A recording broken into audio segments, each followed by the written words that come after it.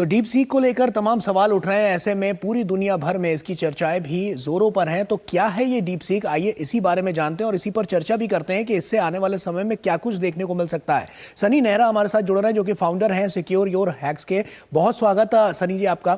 और उसी के साथ सबसे पहला जो मेरा सवाल है आपसे यही है कि जिस तरह से अब अभी हम देख रहे हैं, तो डीप सीक आखिर है क्या और किस तरह से जो उसकी प्रणाली रखी गई है वो वैश्विक स्तर पर जो खलबली देखने को मिल रही है उस पर कितना बड़ा प्रभाव वहां पर देखने को मिल रहा है। देखिए, ये एक लार्ज लैंग्वेज मॉडल होता है। बेसिकली सिंपल भाषा में कहूँ तो आप एक एआई मॉडल कह लीजिए, जिससे जैसे आप चैट जीपीटी से बात करते थे, आपसे कुछ क्वेश्चन पूछते थे, वो आंसर करता था। डीप सीक भी वही करता है। अब डीप सीक में जो खास बात है वो ये है कि इसका एक ऑफलाइन वर्जन भी है, ऑनलाइन वर्जन भी है। और जो ऑफलाइन वर्जन है वो काफी अलग अलग पैरामीटर्स के साथ आता है। मतलब आप अपने कंप्यूटर की जो आपके पास अवेलेबल रैम है उसके अकॉर्डिंग एक डिस्टिल्ड वर्जन चूज कर सकते हैं। मतलब ऑफलाइन वर्जन का मतलब है कि वो बिना इंटरनेट काम करेगा। आप उसे अपने कंप्यूटर सिस्टम पे लोकली होस्ट कर सकते हैं अपनी प्राइवेसी के लिए। अगर आपके पास जैसे 48 GB रैम है मान लीजिए, तो अब उनका जो 70 बिलियन का वर्जन है वो बहुत ही ज्यादा अच्छा, 17 बिलियन पैरामीटर्स का वर्जन, बहुत ही ज्यादा अच्छा वर्जन है। आप वो यूज कर सकते हैं। आपको ऐसा लगेगा आप चैट जीपीटी यूज कर रहे हैं, इतना ज्यादा एक्यूरेट हो। और अगर आप वो नहीं यूज करना चाहते तो आप ऑब्वियसली ऑनलाइन वर्जन भी यूज कर सकते हैं, जो 691 बिलियन पैरामीटर्स का है, 671 बिलियन पैरामीटर्स का। तो बेसिकली वो एक तरीके का मतलब एआई मॉडल है जो बहुत ही ज्यादा इफेक्टिव है काफी चीजों में। जैसे मैंने पाइथन कोडिंग और काफी चीजों के लिए ट्राई किया था, वो चैट जीपीटी से ज्यादा बेटर रिजल्ट्स दे रहा है बहुत चीजों में। और वो उसका जो प्राइसिंग है जो टोकन्स का, वो काफी चीप है। मतलब लोगों को वो सस्ता पड़ रहा है यूज करने पे। और उसकी वजह से क्या हुआ है कि एकदम से चाइना का एआई सुप्रीमेसी वर्ल्ड को दिखने लग गया। हमने कुछ ईयर से हम देख रहे हैं कि चाइना का जो नंबर ऑफ एआई पेटेंट्स होता है, चाइना उसमें ग्लोबली लीड करता आ रहा था, राइट। तो अब एकदम से जब से डीप सीक आया है कि सिलिकॉन वैली में ये हो गया है कि चाइना डोमिनेट ना कर जाए एआई मार्केट को, तो उनके स्टॉक्स काफी ज्यादा अफेक्ट हो गए। और दूसरा, कंपनीज को एक और चिंता हो गई है कि जैसे ये लोकल मॉडल्स बन गए हैं अब, तो उनको ये हो गया कि आने वाले टाइम में ऐसा ना हो कि लोकल मॉडल्स डोमिनेट कर जाएं, कि बहुत ही और भी बेटर लोकल मॉडल हो जो किसी भी नॉर्मल से नॉर्मल, सिंपल से सिंपल कंप्यूटर पे भी रन हो रहे हो और वो उतने ही इफेक्टिव हो जितने ऑनलाइन मॉडल्स हैं। तो फिर तो लोग ऑनलाइन मॉडल्स यूज ही नहीं करेंगे ना प्राइवेसी सेक के लिए। तो एआई जो कंपनीज थी उनके स्टॉक्स काफी ज्यादा इससे हिट हो रहे हैं, अभी बहुत ऐसे लो में चले गए। सनी जी, हम लोगों ने भी यानी कि डीडी न्यूज की टीम ने भी एक यहाँ पर एक टेस्ट करना चाहा, और जिसमें हमने पाया कि तमाम ऐसे सवाल जो पूछे गए, चाहे हमने अलग अलग कंट्रीज को लेकर जो सवाल पूछे, जिसमें हमने देखा है कि उत्तर कोरिया को लेकर भी जिस तरह की बात वहां से निकलकर सामने आई, क्योंकि एक साफ तौर पर एक नीतिगत छवि के तहत कहीं ना कहीं उन सवालों का जवाब दिया जा रहा है। तो क्या ये पहले से जो फीड है उसी हिसाब से जवाब होगा या जो सच होगा वही सामने आएगा? इसकी कैसे मॉनिटरिंग की जाएगी और किस तरह से इसकी स्ट्रेटेजिक, अगर हम फॉर्मेट को देखें तो वहां पर किस तरह से जो इंडेक्स है उसको वहां पर रखा गया है?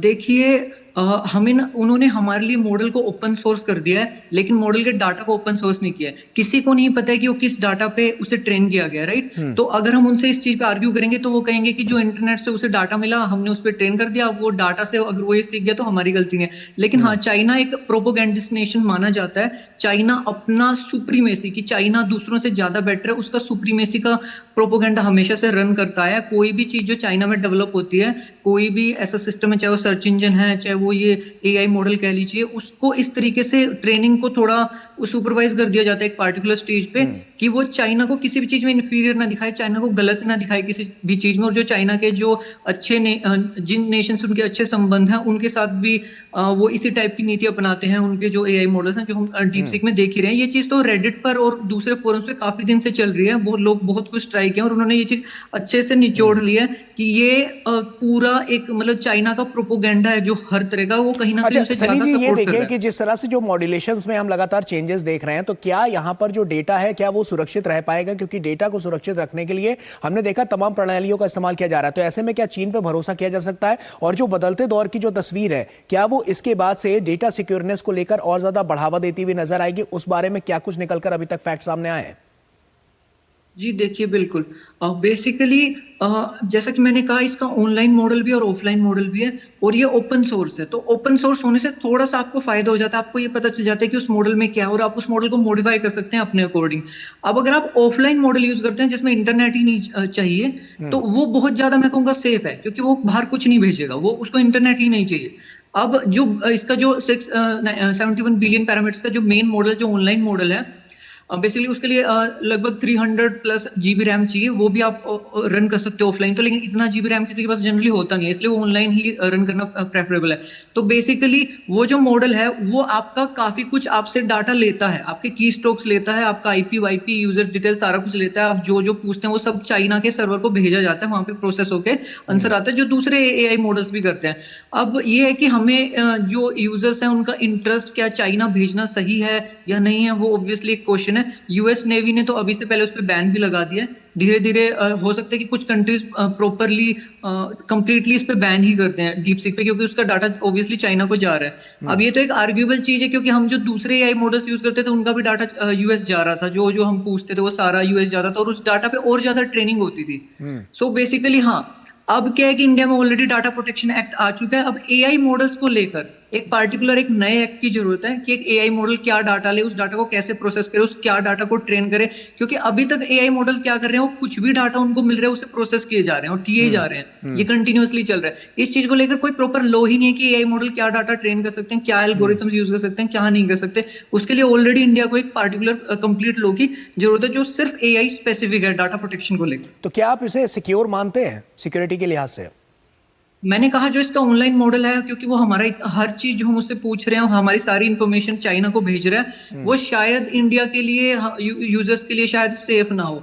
रीजन बिंग कि हमारे लोगों के इंटरेस्ट उनको पता चले कि वो क्या सर्च कर रहे हैं। मान लीजिए कि मैं हूं एक इंडियन हूं, अभी मैं सर्च कर रहा हूं कि किसी भी हेल्थ इशू के बारे में, चाइना के सर्वर में वो इंफॉर्मेशन प्रोसेस हो रही है, हो सकता है कि वो डाटा फिल्टर कर रहे हो लोगों की कि किस किस इंसान को इंडिया में ये सिकनेस है। मतलब मैं जस्ट एक सिंपल एग्जांपल दे रहा हूँ, मतलब कि हमारा पूरा डाटा चाइना को जा रहा है, उनकी एजेंसीज को जा सकता है, जो उनकी जैसे हमारे यहाँ पे रो है तो जो भी उनकी एजेंसीज है, राइट। तो जो भी मतलब कि इट्स नॉट फेयर कि हम अपना डाटा चाइना में भेजें या हम अपना डाटा किसी भी दूसरे नेशन में भेजें। हमारे नेशन का डाटा यूजर्स का इंडिया तक ही लिमिटेड रहना चाहिए, वहां से बाहर नहीं जाना चाहिए। लेकिन फिर भी हम इस बात को देख रहे हैं कि जब हम भी टेस्ट कर रहे हैं तो उसमें हमने जब तमाम वहां पर इनपुट्स डाले तो उसका आउटपुट कुछ और ही निकल कर सामने आया है। जैसे कि हम लोगों ने तमाम ऐसे टास्क वहां पर देखे कि जिस बारे में अगर हम देखें तो तमाम दस्तावेज मिलते हुए नजर आए हैं, तमाम उसके फैक्ट्स पहले भी चेक किए गए हैं और अन्य जो प्लेटफॉर्म्स हैं वहां पर भी मिल जाते हैं। लेकिन यहां पर एक चीज देखी गई है कि ये कुछ वैसा ही है कि जो चीन जिस एजेंडे पे काम करता हुआ नजर आता है, ये कुछ उसी भाषा में बताता हुआ नजर आता है। तो क्या ये एक्चुअल फैक्ट्स निकलकर सामने आ पाएंगे या ये सिर्फ छुपाने की बात है और चीन का जो हिसाब किताब है या चीन जिस तरह से आगे की नीतियां बनाता है उसी नीतियों को ये आगे रखता हुआ नजर आ रहा है? आपको क्या लगता है? जी देखिए, ये आप इससे कुछ भी ट्राई कर लीजिए, वो चीन की किसी भी चीज की बुराई नहीं करने वाला है। उसकी ऑब्वियसली पहले उसको मुझे लगता है पूरे इंटरनेट पे ट्रेन किया गया, पूरे एक बहुत बड़े डाटा पे ट्रेन किया गया, लेकिन बाद में उसको सुपरवाइज किया गया प्रॉपरली चाइना के सुप्रीमेसी के, चाइना की पॉलिसीज के अकॉर्डिंग, कि चाइना को कहीं पे भी चाइनीज चीज को इंफीरियर नहीं दिखाना है। वो मॉडल इस टाइप से बनाया गया है, आप उसे कितना भी कन्वर्स करके देख लीजिए, वो उस चीज पे स्टक रहता है पूरी तरह से। आप कोई भी ऐसी चीज पूछे जिससे चाइना हार्म हो सकता है, कोई रिप्लाई नहीं देगा वो आपको, और उल्टा कई बार रिप्लाई को घुमा और देगा। तो वो आपकी बात बिल्कुल सही है। तो ऐसे में सिक्योरिटी के लिहाज से इसको अगर देखें तो साफ तौर पर इसमें तमाम अभी भी प्रश्न चिन्ह लग रहा है। बिल्कुल बिल्कुल बिल्कुल, इसमें बहुत सारे चिन्ह लग रहे हैं अभी भी। एक हमारा डाटा जो है बाहर जा रहा है, एक वो है कि वो ऐसा ना हो कि चाइना अपना मासिव प्रोपोगेंडा रन करता रहे, इलेक्शंस के नियर अराउंड ये मॉडल्स और ज्यादा एग्रेसिव हो जाए हमारी गवर्नमेंट के खिलाफ। मतलब लोग कुछ पूछ रहे हैं इससे और वो इस टाइप से रिप्लाई दे रहे हैं कि लोग हमारी गवर्नमेंट से हेट करने लग जाएं, राइट। जो एक फॉरेन कंट्री करती है एक प्रोपोगेंडा चलाने के लिए किसी भी दूसरे नेशन में, उस चीज से हमारे नेशन का बहुत ज्यादा लॉस हो सकता है, लोग इंफीरियर फील कर सकते हैं और भी प्रॉब्लम्स अराइज हो सकती हैं। एक छोटा सा सवाल है कि आखिर इसे गेम चेंजर क्यों माना जा रहा है? किस तरह से लग रहा है कि ये बड़ा गेम चेंजर साबित हो रहा है?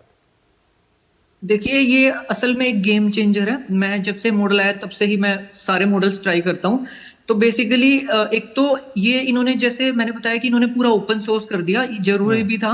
वैसे लामा भी ओपन सोर्स है, ये भी ओपन सोर्स है। जो चैट जीपीटी आप यूज करते हैं वो ओपन सोर्स नहीं है। तो बेसिकली ओपन सोर्स होने से बहुत ज्यादा फायदा होता है, लोग ना स्टडी कर पाते हैं मॉडल को, और ये फ्री टू यूज है। मतलब आप इसे मॉडिफाई कर सकते हैं पूरे इसको अपने अकॉर्डिंग। दूसरा, इन्होंने जो सबसे बड़ी चीज, इन्होंने इस चीज पे ज्यादा रिसर्च किया है कि जो नॉर्मल यूजर्स हैं वो भी लोकली होस्ट करके कैसे एक चीज को चला पाए। वो बहुत बड़ी अचीवमेंट है। निश्चित तौर पर, साफ तौर पर ये काफी महत्वपूर्ण जो तथ्य हैं वो आपने रखे और आने वाले समय में देखना होगा कि इससे क्या कुछ अलग नजर आता है और कितना बड़ा गेम चेंजर ये साबित होता है। बहुत बहुत शुक्रिया आपका हमसे जुड़ने के लिए और यहाँ पर तमाम बातचीत हमसे करने के लिए।